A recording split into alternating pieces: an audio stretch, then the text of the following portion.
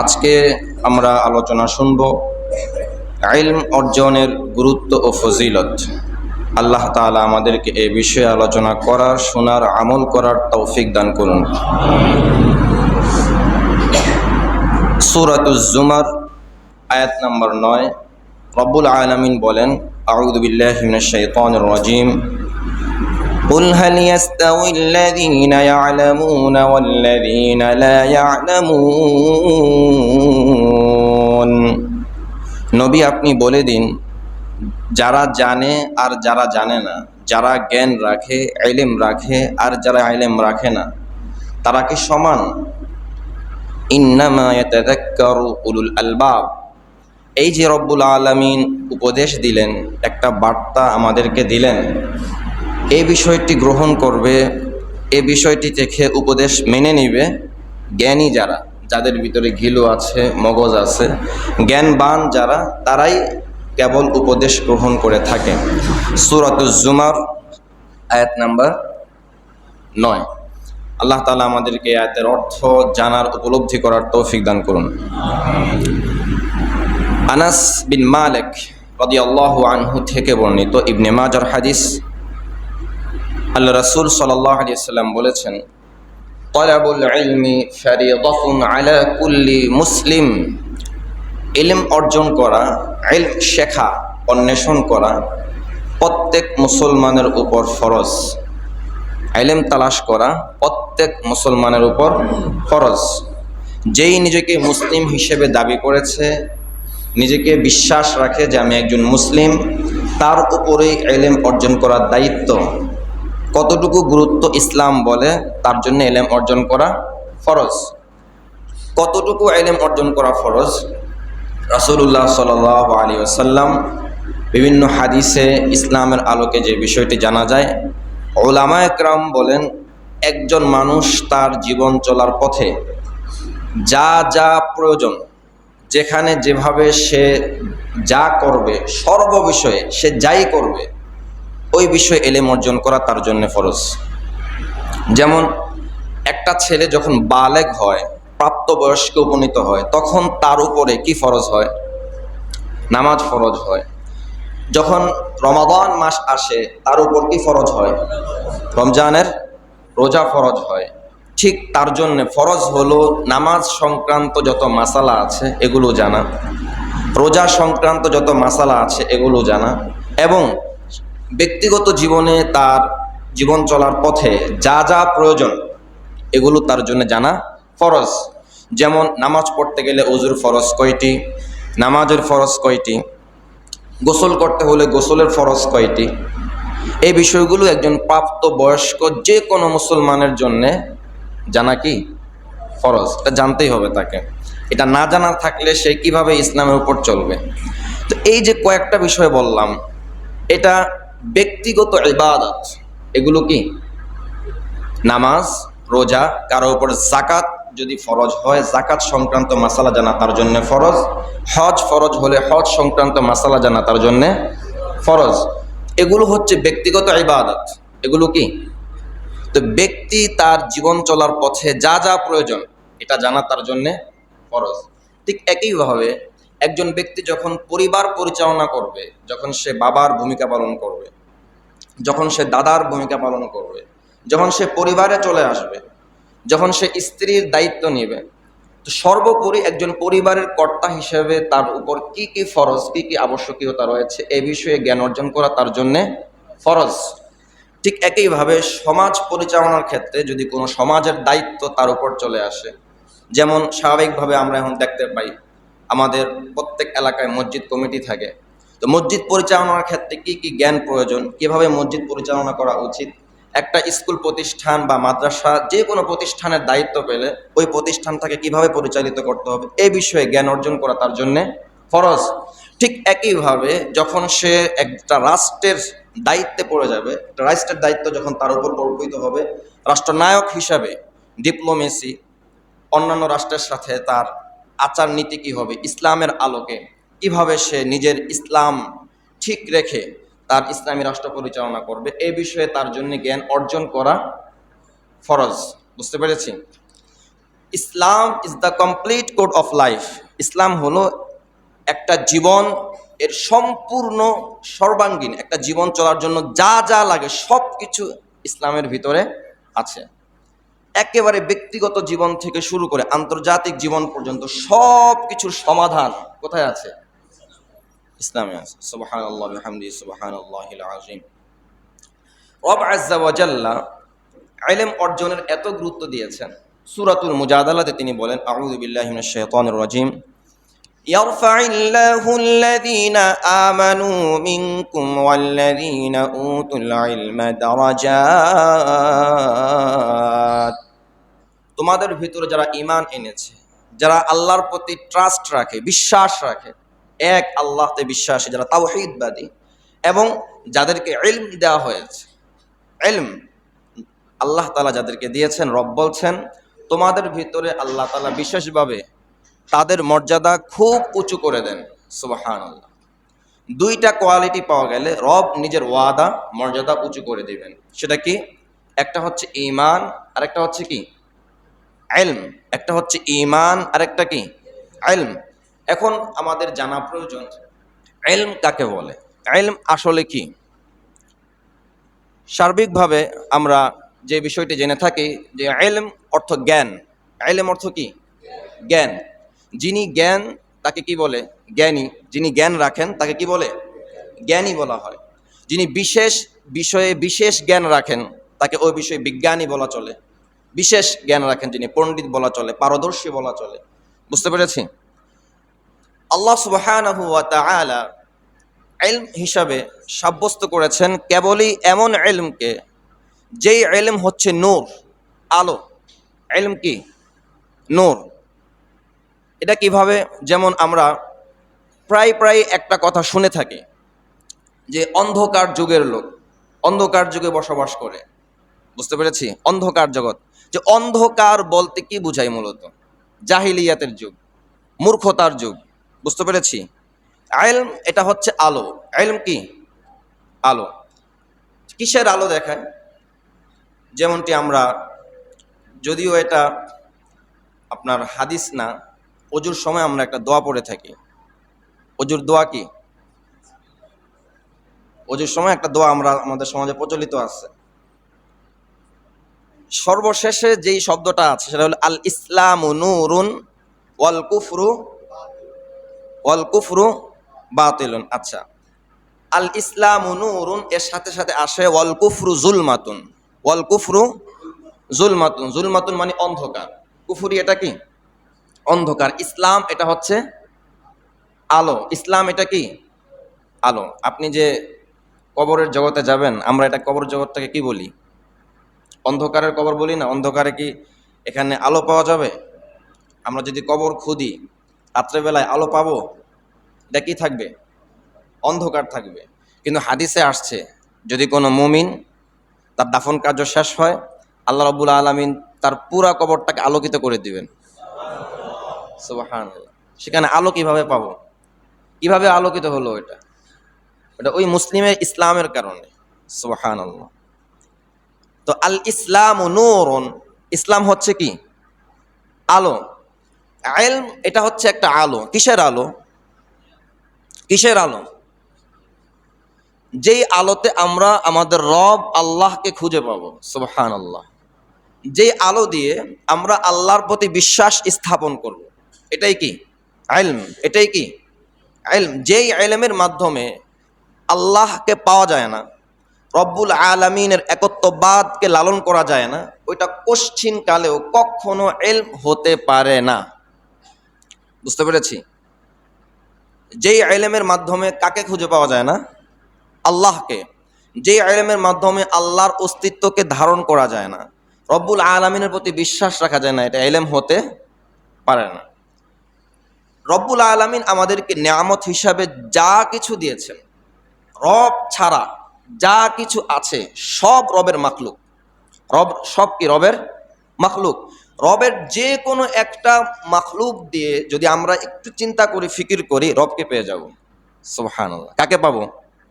রবকে পাবো। কিন্তু আমরা অনেককে দেখতে পাই যে বেশি পড়ে জ্ঞান অর্জন করতে গিয়ে আর ইসলামকে অস্বীকার করে বসেছে, এরকম হয় না? যারা ক্যামব্রিজ থেকে, লন্ডন থেকে, বিভিন্ন জায়গায় থেকে পড়ালেখা করে এসেছে, বিভিন্ন জায়গা থেকে বড় বড় ডিগ্রিধারী যারা আমাদের, আপনারা তো সচেতন মানুষ, দেখলেই বুঝবেন। তো এরা ইসলামকে বিশ্বাস করতে চায় না। এর মূল কারণটা হলো আমাদের যে শিক্ষা সিলেবাস, আমাদের যে কারিকুলাম, এটা মূলত সাজিয়েছে কারা? ব্রিটিশরা। কারা সাজিয়েছে? যারা ইসলামের শত্রু, ক্রুসেড যুদ্ধে নিজেদেরকে নিয়োজিত রেখেছে। তো তারা সব কিছু জানে, সব কিছু করে, কিন্তু আল্লাহকে ইচ্ছাকৃতভাবেই তারা আল্লাহকে বাদ দিয়ে দেয়। বুঝতে পেরেছি? তারা ইচ্ছা করেই কাকে বাদ দেয়? আল্লাহকে বাদ দেয়। একজন মুসলমানের আদর্শ কি? একজন ব্যক্তি, মানুষ, একজন মুসলমান, ধরুন এখানে আরেকজন হিন্দু, তো একজন মুসলমানের আদর্শ কি? সে যে কোনো কাজ করবে, যে কোনো কাজ করবে, সেই কাজের শুরুতে যদি কাজটা ভালো হয়, কি বলবে? কি বলবে? বিসমিল্লাহ বলবে। যে কোনো কাজের শুরুতে তার শুরু হবে কি দিয়ে? বিসমিল্লাহ। তাহলে সে কাকে খুঁজে পাচ্ছে? আল্লাহকে খুঁজে পাচ্ছে। কিন্তু এই মুসলিম ছাড়া আরো যারা আছে, তারা কি আল্লাহর নাম নেয়? তো আপনি যখন তাদের শিক্ষা সিলেবাসে, তাদের আদর্শে, তাদের সাজানো শিক্ষা ব্যবস্থা যখন বেড়ে উঠবেন, তখন আপনার মন, মগজ, মস্তিষ্ক কিভাবে কাজ করবে? বুঝতে পেরেছি? রাসূলুল্লাহ সাল্লাল্লাহু আলাইহি ওয়াসাল্লাম, তিনি কি বিজ্ঞানী ছিলেন না? তিনি কি মহাপণ্ডিত ছিলেন না? সুবহানাল্লাহি ওয়া বিহামদিহি সুবহানাল্লাহিল আযীম। আমরা যদি তার প্রত্যেকটা সুন্নাহ নিয়ে গবেষণা করি, বিজ্ঞান, আধুনিক যে ব্যবস্থা, তার কাছে হার মানে। সর্বশেষ এসে এই স্বীকৃতি দিতে বাধ্য হয় যে হ্যাঁ, রাসূল সাল্লাল্লাহু আলাইহি সাল্লামের এই অ্যানালাইসিস, তার যে কথা, এই সুন্নাহর ভিতরে এই উপকার রয়েছে। সুবহানাল্লাহ। একটা সুন্নাহ আজও পর্যন্ত কেউ এটা প্রমাণ করতে পারেনি যে এটা মানব জাতির জন্য ক্ষতিকর। সুবহানাল্লাহ। তার জীবনের একটা সুন্নাহ এমন নয় যেটা আমাদের জীবনের কি ক্ষতিকর, নিজের ব্যক্তিগত জীবন থেকে শুরু করে। আপনি ওযু করতে যাবেন, রাসূল বলছেন মেসওয়াক করো। আপনি ঘরে যাবেন, ঘরে ঢোকা মাত্রই, যখনই রাসূল সাল্লাল্লাহু আলাইহি ওয়াসাল্লাম ঘরে ঢুকতেন, রাসূল সাল্লাল্লাহু আলাইহি ওয়াসাল্লাম প্রথম আমল ছিল তিনি মেসওয়াক করতেন। সুবহানাল্লাহ। হাদিসে আসছে রাসূল যখন ঘরে ঢুকতেন, ঘরে ঢোকার পরে তার সর্বপ্রথম দৃষ্টি পড়তো মেসওয়াকের দিকে। সুবহানাল্লাহ। মেসওয়াকটা তিনি রেখে দিতেন, ঘরে ঢুকে তিনি মেসওয়াক করতেন। রাসূল সাল্লাল্লাহু আলাইহি ওয়াসাল্লাম যখনই ঘুম থেকে উঠতেন, ঘুম থেকে উঠার পরে সাথে সাথে বালিশের কাছে মেসওয়াক থাকতো, ঘুম থেকে উঠার পরে সাথে সাথে মেসওয়াক করতেন। এটা আলাদা একটা সুন্নত। ওযুর সাথে মেসওয়াক আলাদা সুন্নত, ঘুম থেকে ওঠার পরে মেসওয়াক করা আলাদা সুন্নত। মেসওয়াকের কি ফজিলত? বিজ্ঞানীরা এটা লিখেছে, মেসওয়াক করলে চোখের দৃষ্টি বাড়ে, মেসওয়াক করলে দাঁতের যে মাড়ি এগুলা শক্ত হয়, এবং বিভিন্ন ধরনের যে ব্যাকটেরিয়া এমনিতেই মেসওয়াক করলে ওগুলা সব আল্লাহ তাআলার সাহায্যে সব মরে যায়। মেসওয়াক করলে আপনার মেধা, বুদ্ধি বাড়ে। হাদিসের মধ্যে রাসূল সাল্লাল্লাহু আলাইহি ওয়াসাল্লাম স্পষ্ট বলেছেন, মেসওয়াক হলো মুখের পবিত্রতার মাধ্যম আর রবের সন্তুষ্টি লাভের মাধ্যম। মেসওয়াক করলে আল্লাহ তাআলা যেই কালেমা লা ইলাহা ইল্লাল্লাহ, এই যে স্বীকারোক্তি, মৃত্যুর সময় এটা নসিব হয়। সুবহানাল্লাহ। এবং রাসূল সাল্লাল্লাহু আলাইহি ওয়াসাল্লাম জীবনের সর্বশেষ আমল ছিল মেসওয়াক করা। রাসূল সাল্লাল্লাহু আলাইহি ওয়াসাল্লাম জীবনের সর্বশেষ আমল কি? মেসওয়াক করা। রাসূল যখন একেবারে মুমূর্ষ অবস্থায় আয়েশা রাদিয়াল্লাহু আনহার কোলে ছিলেন, তখন তার চোখটা মেসওয়াকের দিকে যাচ্ছে। আয়েশা রাদিয়াল্লাহু আনহার ভাই আব্দুর রহমান, তিনি ওই সময় ঘরে প্রবেশ করেছেন মেসওয়াক নিয়ে। রাসূল সাল্লাল্লাহু আলাইহি ওয়াসাল্লামের দৃষ্টি ওই মেসওয়াকের উপর পড়েছে, তিনি চোখের ফিলফিলকে এরকম দেখছেন। রাসূলকে আয়েশা রাদিয়াল্লাহু আনহা, উম্মুল মুমিনিন আম্মা জান জিজ্ঞেস করলেন, ইয়া রাসূলুল্লাহ, আপনি কি মেসওয়াক করতে চাচ্ছেন? রাসূলুল্লাহ সাল্লাল্লাহু আলাইহি ওয়াসাল্লাম মাথা দিয়ে ইশারা করলেন। তিনি তো খুব ওই সময় মুমূর্ষ অবস্থা, করুন। আয়েশা রাদিয়াল্লাহু আনহা মেসওয়াকটা নিয়ে নিজে মেসওয়াকটা একটু চিবিয়ে রাসূলকে দিয়েছেন। আয়েশা রাদিয়াল্লাহু আনহা বলেন, রাসূল সাল্লাল্লাহু আলাইহি ওয়াসাল্লাম জীবনের সর্বশেষ আমার লালা আর রাসূলের লালা একসাথে হয়েছে। সুবহানাল্লাহ, সুবহানাল্লাহ, সুবহানাল্লাহ বিহামদিহি, সুবহানাল্লাহিল আযীম। আমরা মেসওয়াকের আমল করব তো ইনশাআল্লাহ। আল্লাহ তাআলা তৌফিক দান করুন। আমাদের আলোচনা চলছিল ইলম অর্জন নিয়ে। আমরা একটু আগেই জেনেছি ঈমান, নামাজ, রোজা, যাকাত, হজ এটা হচ্ছে আমার ব্যক্তিগত ইবাদত। এটা কি? ব্যক্তিগত ইবাদত। এই ব্যক্তিগত ইবাদতের ক্ষেত্রে আমার ইলম অর্জন করার প্রয়োজন নাই? আছে। ঠিক একইভাবে আমি যখন সমাজে বসবাস করছি, আমার প্রতিবেশীর সাথে আমার আচার নীতি কি হবে, এটাও একটা ইবাদত। হাদিসে স্পষ্ট আসছে, রাসূল সাল্লাল্লাহু আলাইহি ওয়াসাল্লাম বলেছেন, ওয়াল্লাহি লা ইউমিন আল্লাযী লা ইয়ামানু জারহু বাওয়াইকাহ। ওই ব্যক্তি আল্লাহর কসম ঈমানদার হতে পারবে না যার অনিষ্ট থেকে তার প্রতিবেশী মুক্ত নয়। বুঝতে পেরেছি? আমরা আলহামদুলিল্লাহ ইতিমধ্যে 2টা বিয়ে পেয়েছি এই সমাজের মধ্যে, একজন বোনের আরেকজন ভাইয়ের। আমি কোনো গান বাজনা শুনতে পাই নাই, আলহামদুলিল্লাহ, শুকরিয়া। এটা যেন চলমান থাকে। সামনে থেকে কোনো বিয়েতে গায়ে হলুদ বা যে কোনো অনুষ্ঠান উপলক্ষে আপনার বক্স দিয়ে জোরে গান বাজনা এই এলাকায় যাতে না হয়। আমরা পারবো তো ইনশাআল্লাহ? পারবো? আল্লাহ তাআলা তৌফিক দান করুন। কেউ যেন চালাইতে না পারে। যদি কেউ চালায়, আমরা সুন্দরভাবে তাকে গিয়ে ওই গানের যে অনুষ্ঠানটা বন্ধ করে দেব। পারবো? গতকালকেও এক জায়গায় এরকম একটা অনুষ্ঠান চলছিল, তো আমি সেই অনুষ্ঠানে গেলাম। এমন একজনকে দেখতে পেলাম, এই এলাকায় না, আরেক এলাকায়, যে 5 ওয়াক্ত নামাজ পড়ে অনেক দিন থেকে, ইমাম সাহেবদেরকেও ভালোবাসে। আমাকে দেখা মাত্রই উনি চমকে গেছেন, হাসি দিলেন যে হুজুর একটু পরে বন্ধ করে দেব। কিন্তু ওখানে এমন সব চিত্র যে আমার ওখানে থাকা, অবস্থান করাটাও মুশকিল। বুঝতে পেরেছি? তাহলে সে কি ইলম অর্জন করলো? তার এই ইবাদত কি কাজে আসবে? সামাজিকভাবে সে হেরে গেছে। বুঝতে পেরেছি? হয়তো পরিবারের একটা দাবি ছিল, সে করেছে, কিন্তু গর্হিত কাজ কতটা দেখেন। সে যখন এর সাথে তার অন্তরটা যখন সাপোর্টেড হয়ে গেছে, সে নিজেও এই অনুষ্ঠানে কি করেছে? যোগ দিয়েছে এবং দেখতেছে। সম্মানিত মুসলিম ইকরাম, আমাদের জন্য খুবই প্রয়োজন ইলম অর্জন করা। আমাদের সালাফগণ তারা ইলম অর্জন করতেন। একটা ঘটনা শোনাই। সাঈদ ইবনুল মুসাইয়িব রাদিয়াল্লাহু আনহু, সাঈদ ইবনুল মুসাইয়িব রাহমাতুল্লাহি আলাইহি বড় একজন তাবিঈ, কিবারে তাবিঈ, মানে তাবিঈদের প্রথম কাতার, প্রথম সারির একজন। তাবিঈ কারা? যারা সাহাবীদেরকে দেখেছেন তাদেরকে কি বলে? তাবিঈ বলে। সাঈদুল মুসাইয়িব উনি হচ্ছেন আবু হুরায়রা রাদিয়াল্লাহু আনহু তার মেয়ের জামাই। আবু হুরায়রা রাদিয়াল্লাহু আনহু উনি কি সাহাবী না? ওনার মেয়ের জামাই নাম কি? সাঈদ ইবনুল মুসাইয়িব। উনি বলেন 30 বছর এমন গিয়েছে যে আমি মসজিদে থাকা অবস্থায় আজান শুনেছি। 30 বছর আমি মসজিদে থাকা অবস্থায় কি শুনেছি? আজান শুনেছি। 40 বছর আমার তাকবীরুল উলা ছুটে নাই। একবার তার দর্স চলছে, হাদিসের দর্স।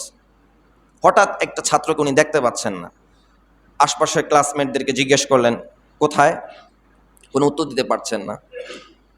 পরে 3-4 দিন পর উপস্থিত হলো, জিজ্ঞেস করলেন, ইয়া আবা ওয়াদা, হে আবু ওয়াদা, তুমি কোথায় গিয়েছিলে? বললেন, উস্তাদ জি, আমার স্ত্রী ইন্তেকাল করেছে, তার জানাজা, দাফন কাফন সব শেষ করে আসতে দেরি হয়ে গেছে। সাঈদ ইবনে মুসাইয়িব তিনি বললেন, আমাকে কেন জানালে না? তাহলে তো আমরা সবাই জানাজায় অংশগ্রহণ করতাম। ক্লাস শেষে মন খারাপ অবস্থায় দেখছেন, জিজ্ঞেস করলেন, তোমার কি হলো? তুই মন খারাপ কেন? তোমার কি আর বিয়ে শাদী করার ইচ্ছে নেই? তনে আবু ওয়াদা তিনি বললেন যে আমার কাছে মাত্র 3 দিরহাম আছে। এই 3 দিরহামের বিনিময়ে কে তার মেয়েকে বিয়ে দিবে? এটা তো খুব অল্প অর্থ। সাঈদ মুসাইয়িব রাদিয়াল্লাহু আনহু উনি চিৎকার করে বলে উঠলেন, 3 দিরহাম এটা সামান্য অর্থ? এটা সামান্য অর্থ 3 দিরহাম? আমি আমার মেয়েকে তোমার কাছে বিয়ে দিব। উনি তৎক্ষণাৎ মজলিস ডাকলেন। মজলিস ডেকে তিনি বললেন যে আমি আবু ওয়াদার কাছে আমার মেয়েকে 2 দিরহাম মোহরানার বিনিময়ে বিয়ে করিয়ে দিলাম। সুবহানাল্লাহ। অথচ এই সাঈদ মুসাইয়িব রহমতুল্লাহ আলাইহি তার মেয়ে এত সুন্দরী ছিলেন, ওই সময়ে যারা শাসক ছিলেন তাদের ছেলেদের জন্য প্রস্তাব আসছিল, বড় বড় বিত্তশালীদের থেকে প্রস্তাব আসছিল। তিনি সব প্রস্তাবকে প্রত্যাখ্যান করেছেন। তার বক্তব্য হলো, আমার হাতে গড়া এই আমানত, এই মেয়েকে আমি অপাত্রে দিয়ে নষ্ট করতে চাই না। সুবহানাল্লাহ। এরপরে আবু ওয়াদা বিয়ের কার্যক্রম শেষ, উনি তো খুশি, উনি ওই দিন রোজা রেখেছেন, ঘরে চলে গেলেন। আম্মাকে বললেন যে আম্মা এই ঘটনা, ঠিক আছে তুমি তোমার বাসর রুম সাজানোর আগ পর্যন্ত মেয়েকে উঠাবে না। তো ওই রাতেই তারা তাদের কার্যক্রম সব কিছু চলছে। রাতের বেলায় হঠাৎ দরজায় নক, দরজা খুলে দেখেন সাঈদুল মুসাইয়িব রহমতুল্লাহি আলাইহি। তিনি দেখে তো অবাক যে আপনি তো দরসগাহ, আপনার শিক্ষার কার্যক্রম আর মসজিদ ছাড়া কোথাও যান না, আপনি এখানে চলে আসেন, আমাকে বললেই তো আমি যেতাম। কয় না, ওকে নিয়ে আসা আমার হক ছিল, ওকে নিয়ে যাও, আমি ইনশাল্লাহ পরে আসব। থাকা হলো, এলাকার সবাই এই নববধূকে দেখতে আসছে।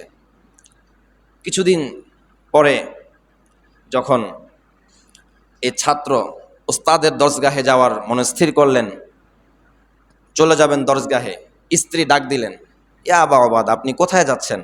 তোমার আব্বার কাছে দর্শে শরিক হতে। কেন? তিনি বললেন যে হাদিস শুনবো, হাদিস সংগ্রহ করব। তখন এই স্ত্রী, তার স্ত্রী বললেন যে আব্বার কাছে যত হাদিস আপনি জানবেন সব হাদিস আমার কাছে আছে, আপনি বসেন। সুবহানাল্লাহ, সুবহানাল্লাহ। কি বুঝলাম? তার মেয়েকে কি কোনো মাদ্রাসায় দিয়েছিলেন? তার মেয়েকে কে পড়িয়েছেন? বাবা পড়িয়েছে। আমাদের উচিত আমরা বাবা হিসেবে আমরা আমাদের ফ্যামিলিতে সময় দেব। এশার নামাজের পরে রাতে কমপক্ষে 2 ঘন্টা চেষ্টা করব সন্তানদের সময় দেওয়ার জন্য। পারবো তো ইনশাআল্লাহ? শুধু যে ধর্মীয় বই পড়তে হবে, ধর্মীয় বই মানে কি? মাসালার কিতাব, হাদিসের কিতাব, কোরআনের তাফসির, এগুলো যে পড়তে হবে এটা জরুরি না। আমাদের শিক্ষা ব্যবস্থা আজকে তো ইসলাম থেকে সরে গেছে, যার কারণে আমরা সঠিক ইসলাম, সঠিক জ্ঞানটাও পাচ্ছি না যে আসলে সঠিক জ্ঞান কাকে বলে। রাসূলুল্লাহ সাল্লাল্লাহু আলাইহি ওয়াসাল্লাম তিনি স্পষ্ট ঘোষণা করেছেন, আনা আফসাহুল আরব, আমি আরবদের মাঝে সবচেয়ে বড় বিশুদ্ধভাষী, সব থেকে বিশুদ্ধ কথা আমার থেকে উচ্চারণ হয়। সুবহানাল্লাহ। এজন্যে আপনি যদি নিয়ত করেন যে রাসূল তার মাতৃভাষায় সবচেয়ে সুন্দর ভাষায় কথা বলতেন, আমি আমার মাতৃভাষায় সবচেয়ে সুন্দরভাবে কথা বলবো, আমি আমার সন্তানদেরকে বিশুদ্ধ ভাষা শেখাবো। বাংলা ব্যাকরণ নেন, পড়েন। রাসূল সাল্লাল্লাহু আলাইহি ওয়াসাল্লাম হাদিসের আলোকে আপনিও নিয়ত করেন যে রাসূল সবচেয়ে বিশুদ্ধ ভাষায় কথা বলতেন, আমিও সবচেয়ে বিশুদ্ধ ভাষা চর্চা করব, সন্তানদেরকেও শেখাবো, আপনি সওয়াব পাবেন। আপনি বিজ্ঞানের বই নিয়ে পড়েন, H2O, CO2, chemistry, physics, biology, এগুলো নিয়ে পড়েন। ফরেনসিক, এই যে আইরিশ, এরপরে আপনার বিজ্ঞানের তো বিভিন্ন ধারা আছে।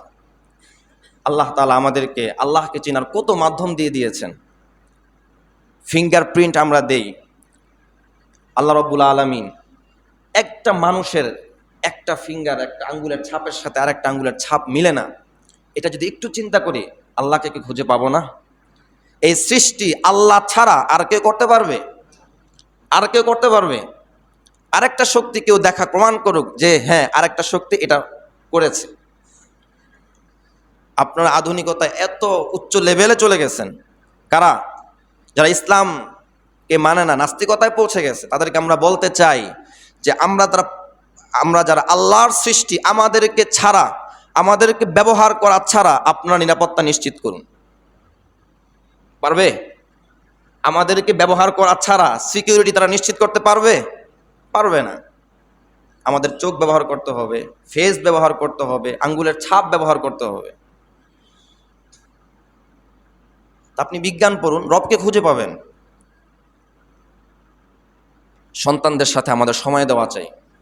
আজকে সন্তানরা মোবাইলে ব্যস্ত হয়ে গেছে, কি দেখে, মোবাইলে গেমস খেলে না কি করে, আমাদের একটু খোঁজখবর নেওয়া উচিত না? আমরা খাবার খাই, খাবারে কি কি ভিটামিন আছে এগুলো নিয়েও তো আলোচনা করতে পারি।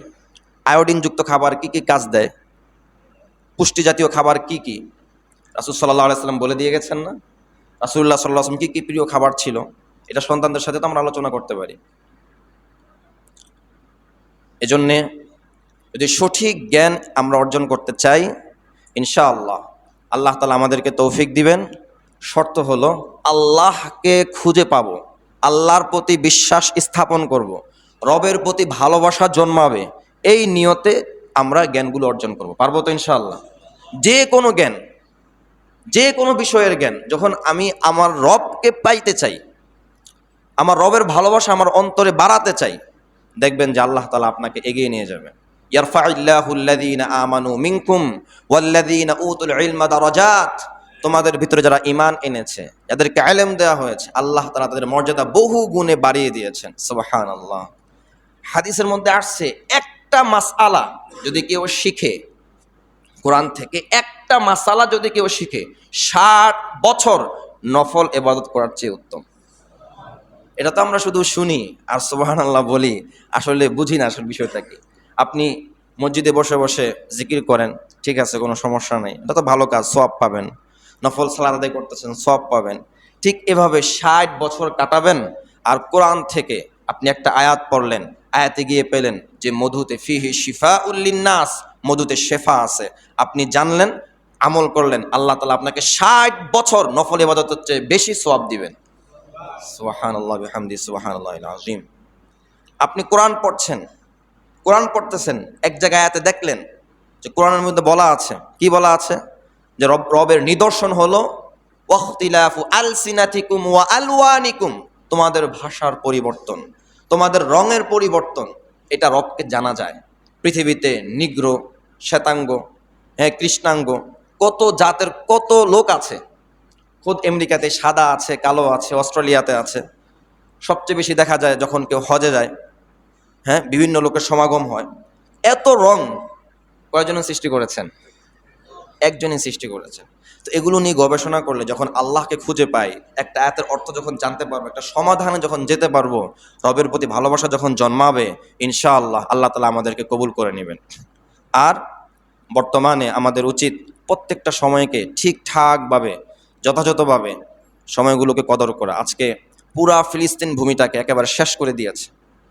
এজন্যে আমার উচিত মুসলিম হিসাবে 24টা ঘন্টা ফিকির করা যে আমি আমার ভাইকে কিভাবে সাহায্য করতে পারি, আমি আমার ভাইকে কিভাবে সাহায্য করতে পারি। আমার ভাইয়ের শত্রু কারা? আমি যে শুধু ইসরায়েলকে শত্রু মনে করছি তা নয়, কিন্তু ইসরায়েলের পিছনে আছে আমেরিকা, ইসরায়েলের পিছনে আছে ব্রিটেন, রাশিয়া, ফ্রান্স, কিন্তু ওদেরকে কি আমি ফিকির করছি? ওদের বিষয়ে কি ভাবতেছি? ওদের বিষয়ে যদি কোনো সফটনেস আমার ভিতরে কাজ করে, তাহলে আমি ভুলের মধ্যে আছি। শুধু ইসরায়েল কয়েকটা লোক এত বড় সাহস পায়, ওরা যদি শক্তি না দেয়, সাহস পায় এটা? একটা জায়নিজম তারা প্রতিষ্ঠা করছে, আর জায়নিজম প্রতিষ্ঠা করতে গিয়ে একটা মুসলিমকে গণহত্যা, জেনোসাইড তারা করে দিচ্ছে। সম্মানিত মুসলিম ইকরাম, আমরা আমাদের সন্তানদেরকে সবক দিব। কি সবক দিব? যে এই জীবন এটা আমানত, মোবাইলের পিছনে যেন সে না ছুটে, আমি নিজে যেন মোবাইলের পিছনে না ছুটি। সন্তানদেরকে নিয়ে বসবো, কিতাব নিব, কোরআন নিব, হাদিস নিব, ব্যাকরণ নিব, বিজ্ঞান নিব, যত ধরনের জ্ঞান অর্জনের কিতাব আছে সব নিব, গিয়ে পড়বো। স্ত্রীকে শিখাবো, স্ত্রীকে সামনে নিয়ে বসবো। বুঝতে পেরেছি? স্ত্রীকে সময় দিতে হবে। শুধু মাস শেষে ইনকাম করে অর্থ দিলাম, তার প্রয়োজনগুলো পুরো করলাম, সেটা হবে না। তাকে জ্ঞান শিক্ষা দিতে হবে। রাসূলুল্লাহ সাল্লাল্লাহু আলাইহি ওয়াসাল্লাম তার যত জ্ঞান কাদেরকে দিয়েছেন?